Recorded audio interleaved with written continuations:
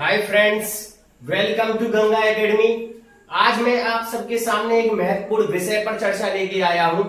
यह महत्वपूर्ण विषय मेरे स्टूडेंटों ने मुझसे डिमांड की थी, सर एनटीएससी के बारे में बताइए। और ये बिल्कुल सत्य है कि एनटीएससी के बारे में हर स्टूडेंट को पता नहीं होता है और अक्सर उन स्टूडेंटों को नहीं पता होता है जो रूरल एरिया से बिलोंग करते हैं। रूरल मतलब ग्रामीण क्षेत्र से बिलोंग करने वाले जो स्टूडेंट होते हैं उनको शायद पता नहीं होता है। और मैं आई थिंक ये जानता हूँ कि जो अर्बन स्टूडेंट होते हैं उनको भी इसके बारे में नॉलेज नहीं होती है। तो मैं आज एनटीएससी एग्जाम के बारे में आपसे चर्चा करूंगा। एनटीएससी एग्जाम को कौन कौन भर सकता है, इसकी एलिजिबिलिटी क्या है, इसको फिल कैसे किया जाएगा, इसकी जो एग्जाम डेट है वो कब आती है, इन सभी महत्वपूर्ण चर्चा को लेकर मैं आप सबके सामने आया हूं। चलिए स्टार्ट करते हैं हम। सबसे पहले आप ये जानिए कि एनटीएससी, देखिए एनटीएससी की जो फुल फॉर्म है वो है नेशनल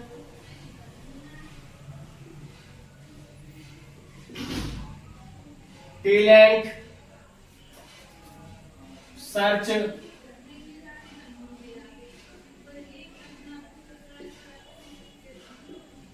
एग्जामिनेशन। ये इसकी फुल फॉर्म होती है नेशनल टैलेंट सर्च एग्जामिनेशन, इसकी फुल फॉर्म होती है। अब सबसे पहले ये सवाल आता है इसको कौन, इसके लिए एलिजिबिलिटी क्या है। इसकी जो एलिजिबिलिटी है वो आप ध्यान दें, इसको वही स्टूडेंट भर सकते हैं, वही स्टूडेंट फिल कर सकते हैं इस फॉर्म को जिन स्टूडेंट के एग्जाम में 60% मोर मार्क्स होंगे, वो भी आपके किस में, 9th क्लास में। 9th क्लास में आपको 60% से ज्यादा, मैंने इसीलिए लिखा है कि 60% मोस्टली सीबीएसई बोर्ड में और एनसीईआरटी बोर्ड में लगभग स्टूडेंट कर सकते हैं। अच्छा मार्क्स आते हैं सीबीएसई बोर्ड में 60% मोर। वैसे इसके जो मिनिमम क्राइटेरिया है वो है आपका 60% आपके 9th क्लास में मार्क्स होने ही चाहिए।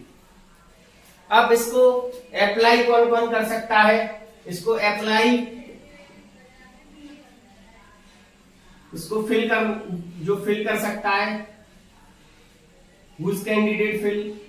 इसको फिल करने का जो प्रोसेस है वो है या तो क्लास 10th के स्टूडेंट इसे फिल कर सकते हैं जो पास हो गए हैं, या फिर ऑब्लिक 10th क्लास एपियरिंग स्टूडेंट।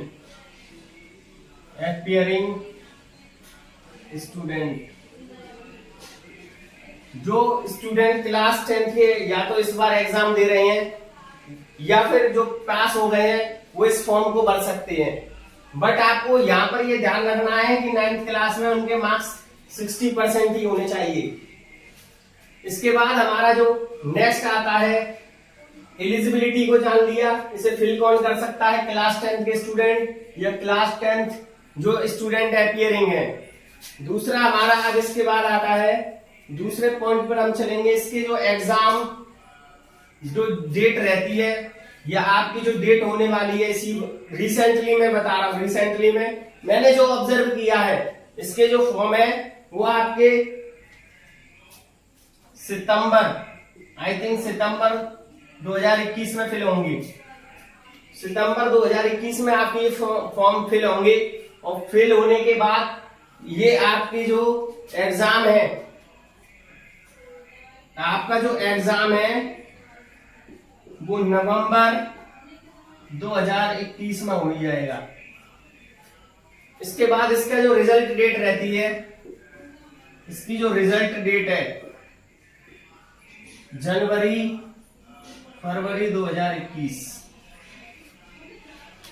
ये यहां से इतनी ये महत्वपूर्ण, आप इस चीज को समझें कि इसका जो फॉर्म जो है वो फिल करवा लिया जाता है।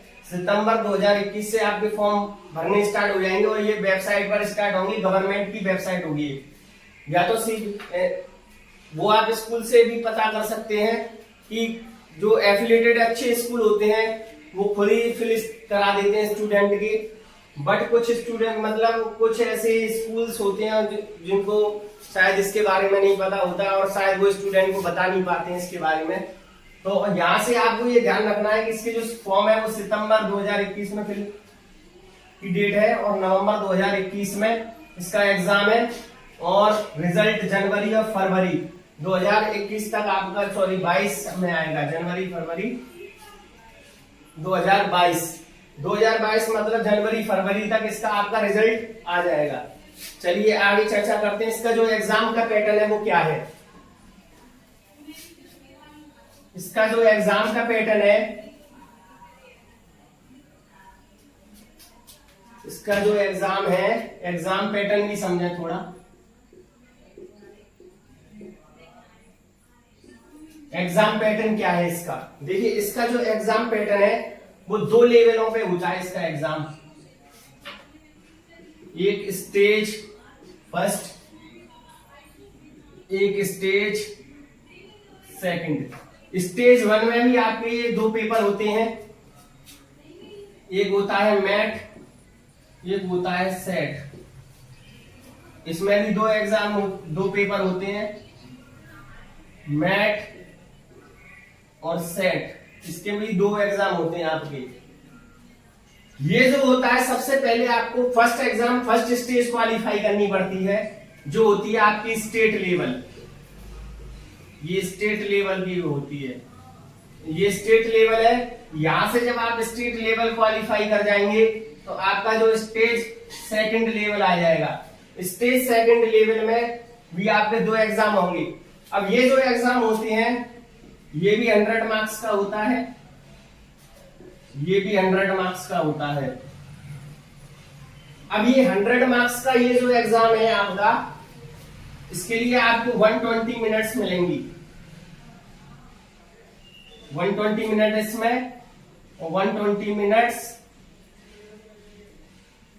इसमें।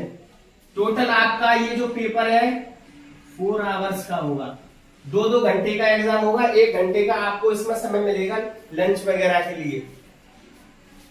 तो अब हमने जान लिया, सेम प्रोसेस इसी का रहेगा। ये भी 100 का होता है, ये भी 100 मार्क्स का होता है। इसमें भी वही समय दे जो आपने इसमें दिया है, जो समय आपको इसमें मिला है वही समय इसमें मिलेगा, 120 मिनट और 120 मिनट।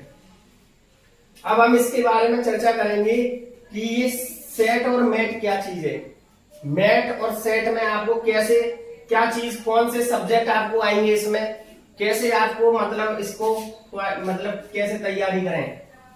इसके लिए सिलेबस के लिए मैं अलग से वीडियो बना दूंगा, अगर आपको चाहिए तो। सिलेबस के लिए अगर जिन स्टूडेंट की अगर डिमांड होगी तो मैं उसके लिए भी सिलेबस के लिए इसके लिए एक वीडियो अलग से बनाऊंगा। बट आपको समझा दे रहा हूं मैं इसमें कि जो SAT है, MAT जो है इसमें, ये आपका होता है मेंटल एबिलिटी टेस्ट।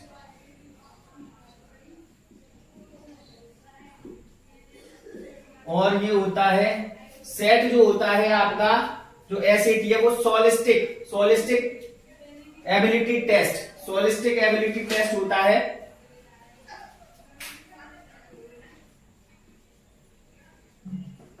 सोलिस्टिक एबिलिटी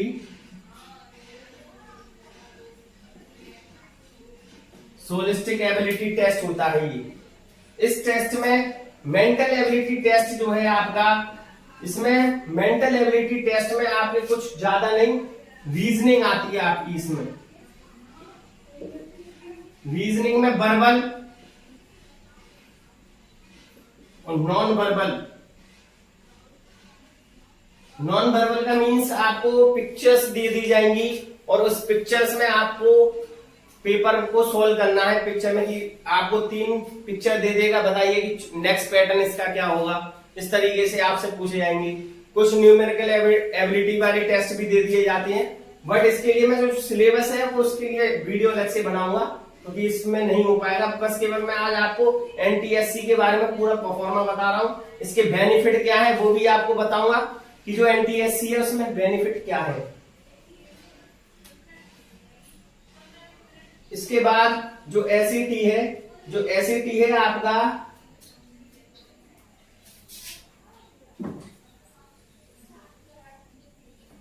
जो SAT है उसमें जो सब्जेक्ट आते हैं वो आपके 3 सब्जेक्ट आते हैं। एक मैथ्स आता है, साइंस आता है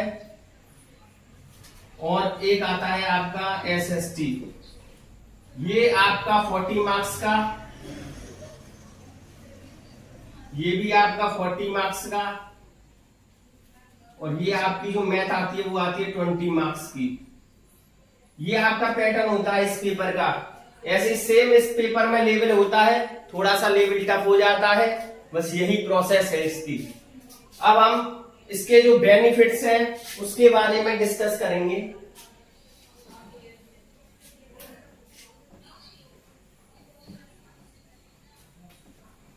अब इस एग्जाम का जो बेनिफिट है वो क्या है? इस एग्जाम का जो बेनिफिट है, बेनिफिट्स क्या है इस एग्जाम का भी? ये बेनिफिट है, अगर आप 10th में वगैरह में इसमें क्वालिफाई कर लेते हैं तो आपको 10th, 11th एंड 12th आपको 1050 रुपीज पर मंथ आपको स्कॉलरशिप के रूप में मिलेगा। अगर आप इसी के में जब ग्रेजुएशन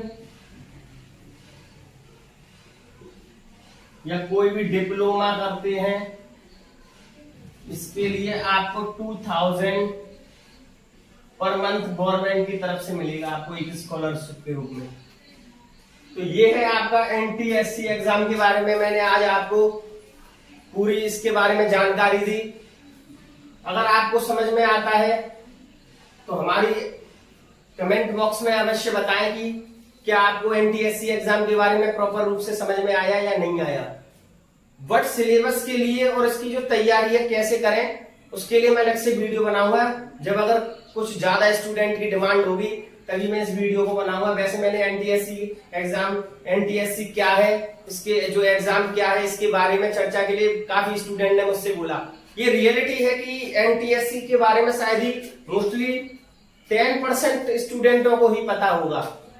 मोस्टली 10% स्टूडेंट ही जानते हैं।